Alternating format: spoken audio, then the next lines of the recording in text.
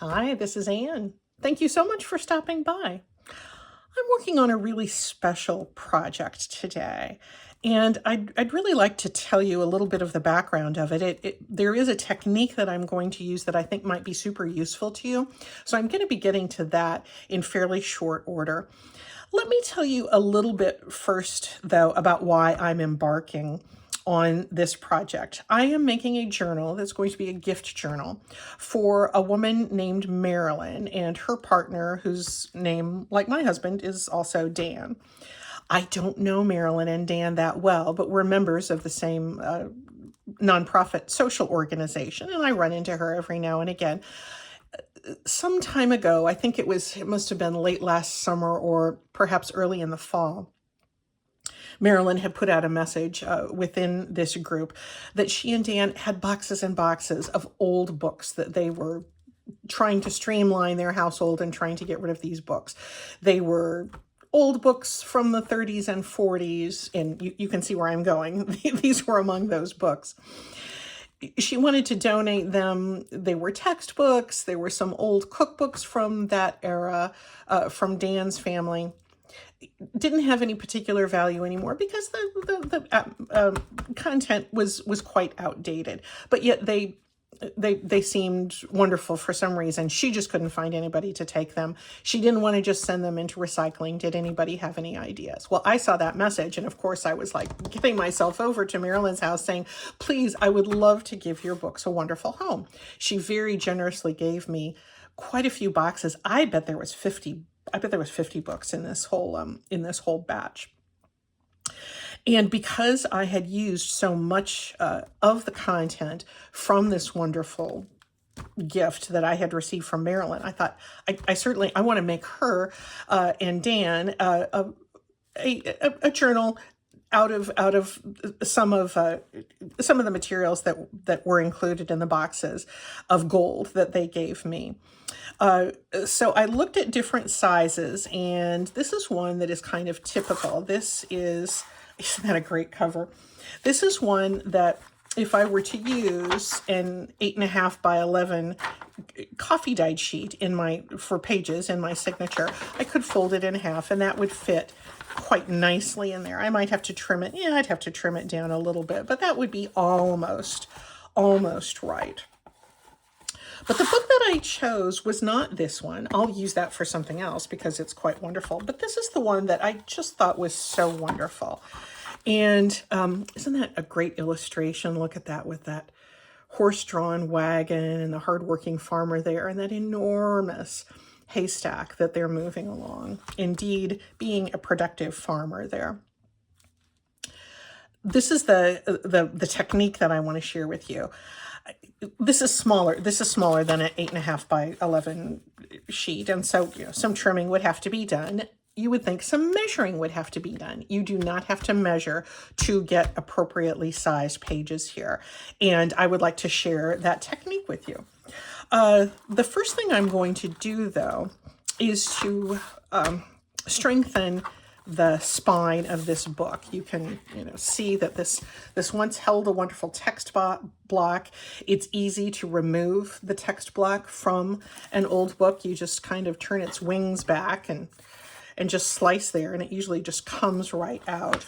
You've seen many crafters do such things, so I won't bother with that technique for you.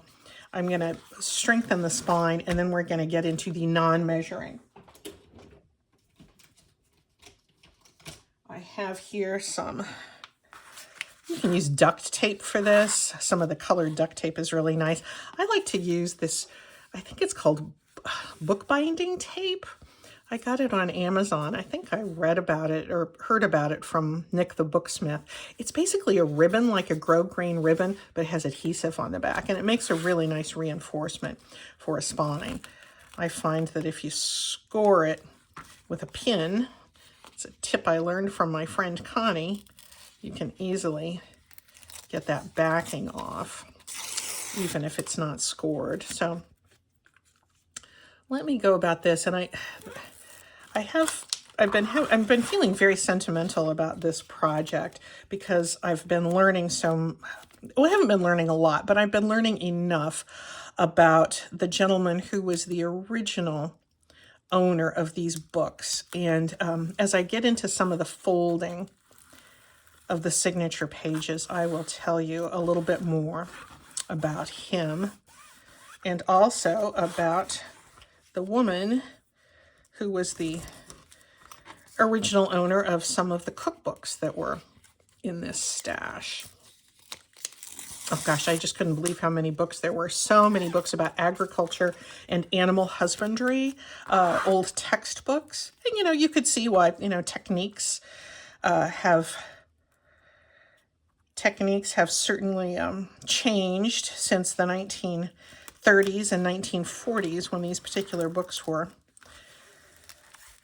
first published. They may have been state of the art at the time, but things have changed since then. I'm going to put these pages, these came from some of the children's encyclopedias that were in those books. I'm going to put those in front and back, and I'm going to tell you a little bit about George, who was the father of Dan, Marilyn's partner. Here we go. Because George's name appears on the inside of a lot of these books, and so I became curious about him. Some of the books are from he must have gotten from somebody else, because the name that was in them was a Clyde someone who was unbeknownst to Marilyn and Dan. Did I get that right? Yeah, there we go.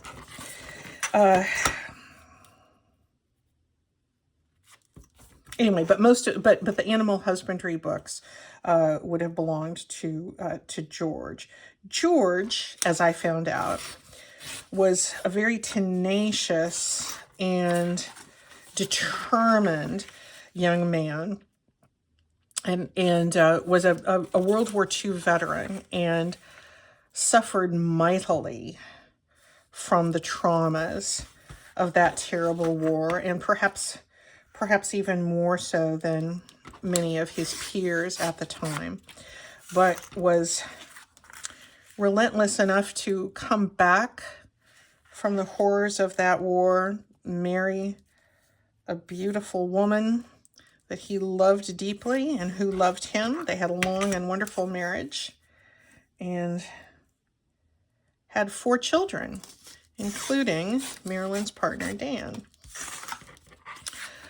And he established a career in agriculture and then shifted to a career in banking. So he had a long and interesting life, a hard life with the trauma that he dealt with after the war. I made this just a little too narrow, so let me slice off a little bit more. This is almost too narrow for me to rip, so I'm going to cut this. Anyway, I became curious about George, and I know really very little about him other than what I just told you. He was suffered trauma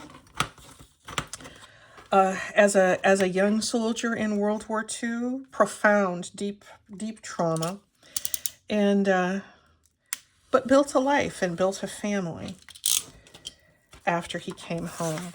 So I began feeling very sentimental about George. And as I went through these books that had been his and found, his signature here and there, and just thought of, this young man getting back into civilian life, getting into academic life, how difficult it must have been, but how much he did ultimately succeed. All right. I'm getting quickly to the non-measuring part here. Anyway, I just thought it would be nice nice for Marilyn and for Dan to, since they were so generous to give all of these books away. And they did so with the knowledge that I would be cutting them up for craft projects. I wanted them to, to know that there would be some cutting, there would be some destruction of the originals involved, but also a lot of honoring. And I really feel that I have been honoring George and his service, and that of so many like him. Anyway, this is the basic prep of this journal that I'm going to give to Marilyn. And that's nice. Now, let's get to the part that I have been tantalizing you with, the part where you do not have to measure for the things going in here. I'm going to take just a piece of a cardstock that came in a flyer in the mail. Thank you, Cruise Company, for providing craft supplies for me. And I'm going to just make a pencil mark from about here. Is that on? Yeah.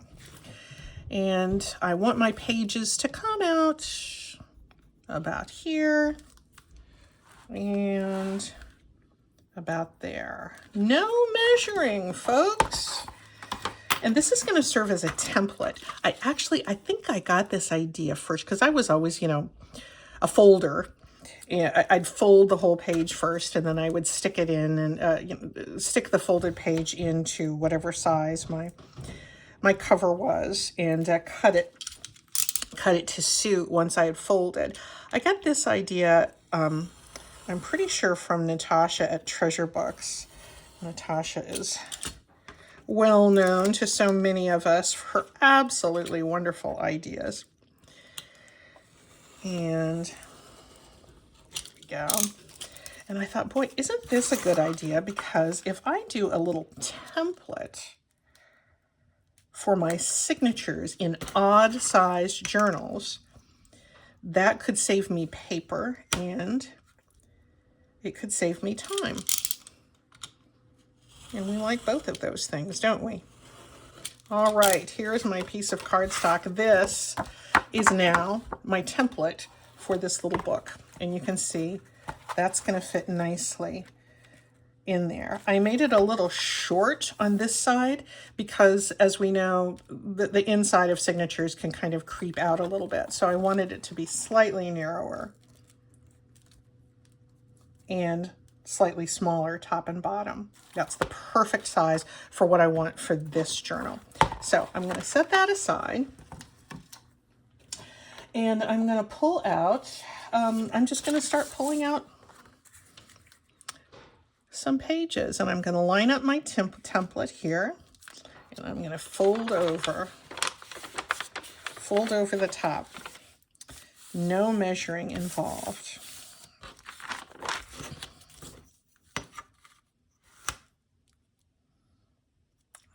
Rip that down to size.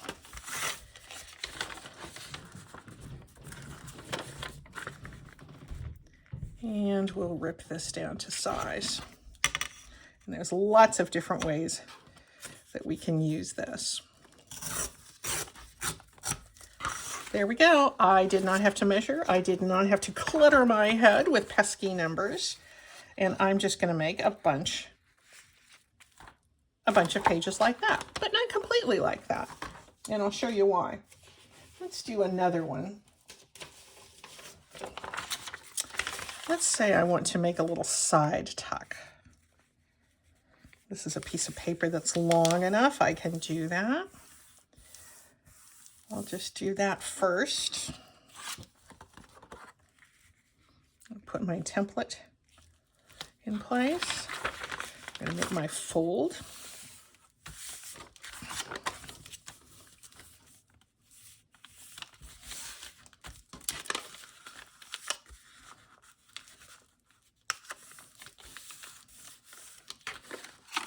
And I have a perfectly folded piece that has the pockets in there. I just have to do the cut it off the bottom. I could make the pocket on the bottom as well if I wanted to, but I don't want to.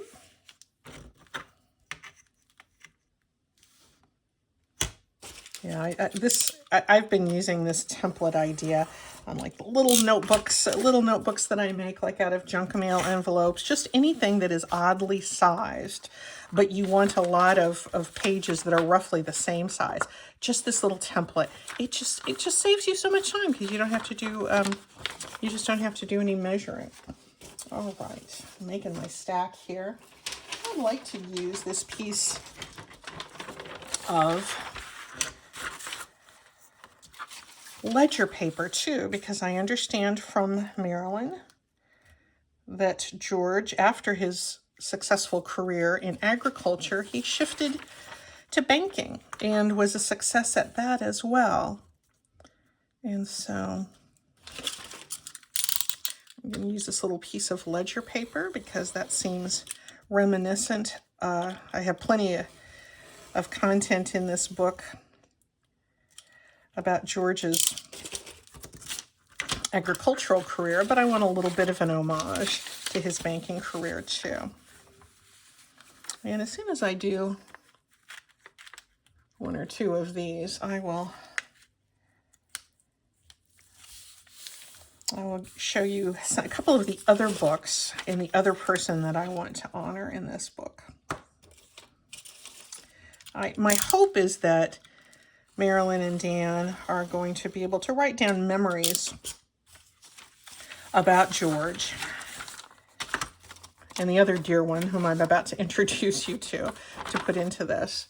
But I think these are going to be a good start. I'm gonna switch and tell you about this other person. There were a couple of cookbooks among those boxes, and the name on the inside, which I won't show you because there's a lot of address information in there too, but the name Flora was in here. I didn't know anything about Flora, and so when I started going through these, I contacted Marilyn. I said, Flora, was she someone who was significant to you? Because you can pick up cookbooks anywhere, and these might have come from some sort of neighbor that nobody knows. Well, it turns out Flora was Dan's maternal grandmother, so somebody very special in the family. And all I know about Flora is that she was beloved by all. She was kind and a woman ahead of her time. That's literally all I know. But it was enough to make me think, you know what, Flora needs to have some representation in this book too. I have samples of her handwriting that are in here that I won't show you today, but when I give this to Marilyn and Dan, I will include samples of Flora's signature, so she will have a real literal presence in here too. But these are cookbooks from the 1930s, so this was Depression era. Look at some whoa, there's some color there. I think this is going to make some neat elements in this journal, don't you? So why don't we, I think I'm going to put 3 signatures in this book. I think there's probably room for 3, but I'd like to at least have the last one be pretty much representative of the recipe books and honoring the memory of Flora.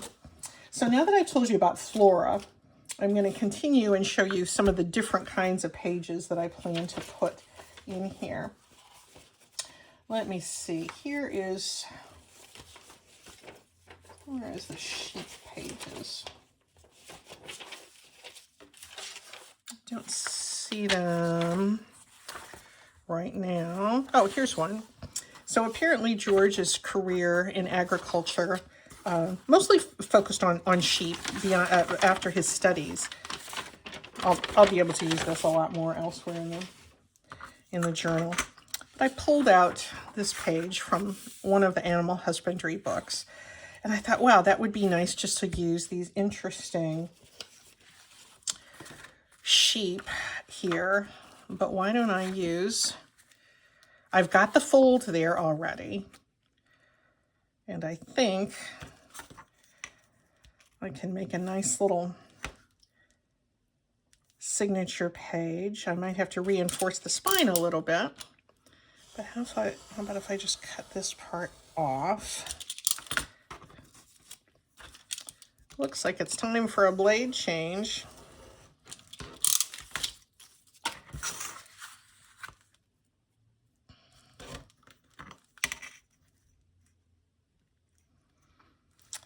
And this will fit nicely in there too. And I have so many scraps I'll make a master board and do some collages. And look at this.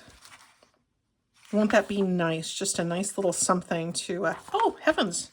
I wonder it was a little hard to cut. I had two pages there. Well, that's a nice treat, isn't it? I did 2 for the price of 1 and kept most of these wonderful illustrations. So that'll just fit nicely right in here.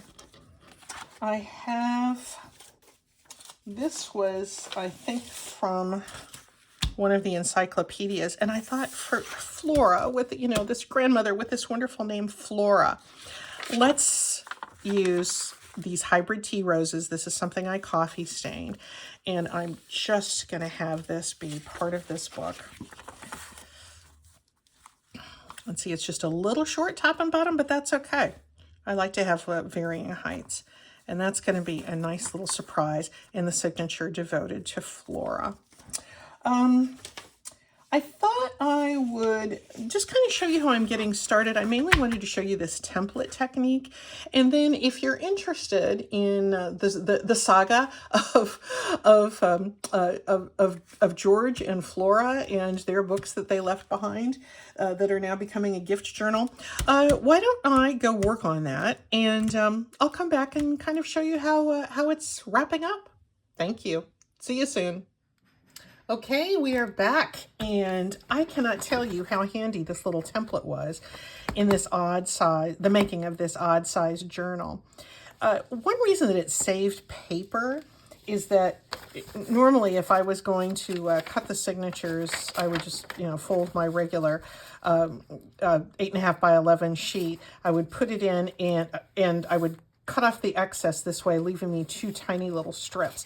Since I used this template, I could make the first fold precise, and what I had left over would be a much more usable strip.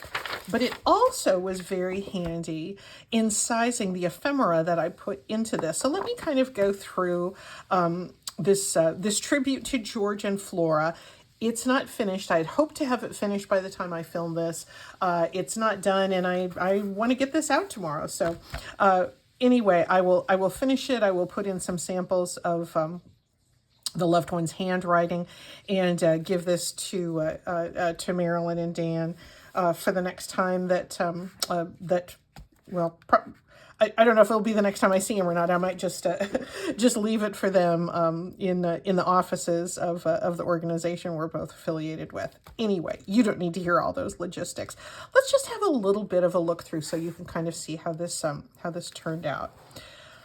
I used a map of the Portland area with some places that were significant to George and also to Flora, though not together.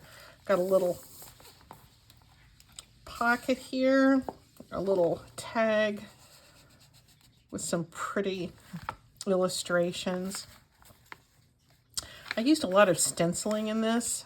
I used made just a little booklet here out of some of the wild grasses pages. This I thought was such a beautiful introductory page in the Yearbook of Agriculture, 1948. And I didn't want to do anything at all to this page. I wanted to save the whole thing. So I just tore it out and it came out a little crooked. I left that.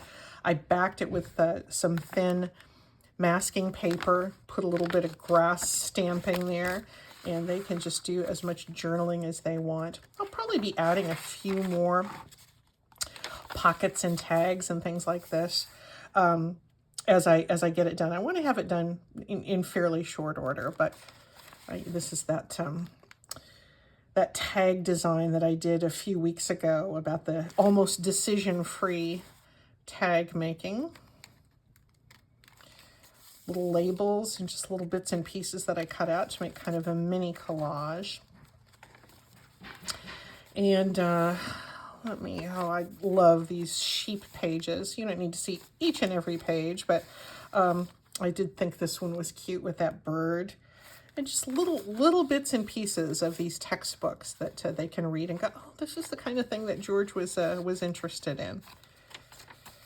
I love this. This is a junk mail window envelope, and I took two, put them side by side, and put a hinge there with some fabric tape and a wonderful illustration of some agricultural grasses that can show right through. Well, let me get it put back in here now. Can show right through that window. Just a little bit of collaging. Hope I'm in frame here. I wanted to bring you in close so you could see a little bit more of the detail here. Made a few clusters out of some of the bits and pieces.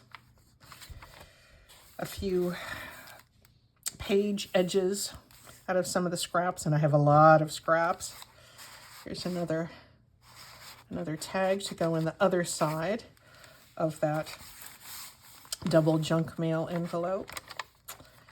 And I really need to make some more ephemera for Flora's section. So hers is probably the least done. But some of the things I love, I put together this little collage for a pocket, and there was a page on one of her cookbooks that simply said "The American Homemaker," and so that certainly became a label for me. I found this piece in one of the cookbooks, and I think, oh my gosh, women who stayed at home back in the day, they had to really think a lot about some of these things. But look at this, pick up cereal luncheons. I don't know that, I mean, I've had many a bowl of cereal for lunch over my life, and I'm sure I will have many more, but I never thought of them as a category in a cookbook or as a luncheon that required a menu.